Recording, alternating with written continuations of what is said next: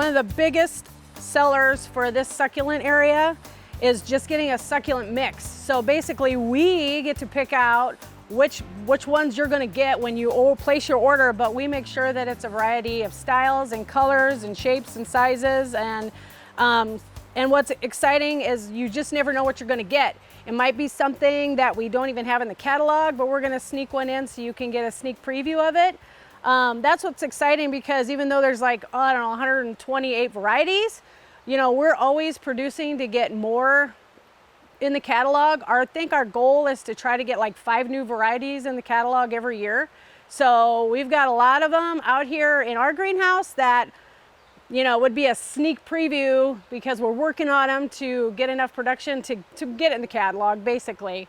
But we have some sneak previews back here, things that you couldn't order, but you might get a few of them in your mix variety when you order them. And actually those are the top seller. I don't know how many thousands of those that we sold this year, and everybody wants succulents. They're using them for wedding decorations. There's a lot of little garden stores that are using them to have classes and make little succulent dishes and containers.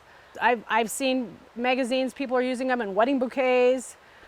So that's kind of just been the last how many years, I would guess, but they're just still a hot item. So, and it's fun because there's just so many colors and varieties to pick from. So, biggest thing is everybody tends to overwater them because it's not a regular plant. We, even in the greenhouse where it's hot and sunny and could be 110 degrees in here on a daily basis, we still only water the succulents maybe once a week, maybe twice a week. So just that overwatering is what kills them every time. It's not a regular plant. These are, you know, like tropical desert plants, and they're used to not having any water. And you know, when they get that water, they suck it down to the bottom and it's good to go for a long time. So.